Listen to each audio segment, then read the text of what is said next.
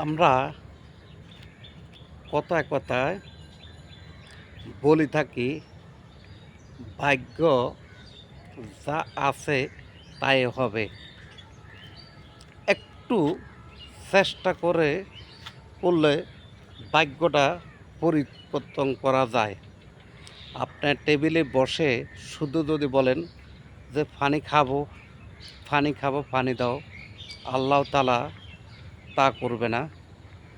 পবিত্র কোরআনে সূরা আল আয়াতে 11 নম্বর আয়াতে বলেছে, আমরা বা আমি কোনো গোষ্ঠী বা কোনো ব্যক্তির ভাগ্য পরিবর্তন করি না। নিজের ভাগ্য নিজে পরিবর্তন করতে হবে।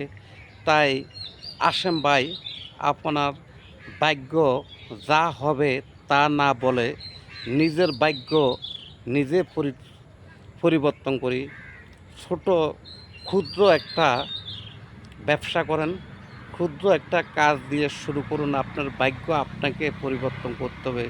কোনো রাজনৈতিক নেতা, ভাই, বাদার, আপন ভাই বোন কেউ আপনার ভাগ্য পরিবর্তন করে দেবে না। ভাগ্য নিজেরটা নিজে পরিবর্তন করতে হবে। ইনশাল্লাহ ভালো থাকেন, সুস্থ থাকেন। আসসালামু আলাইকুম।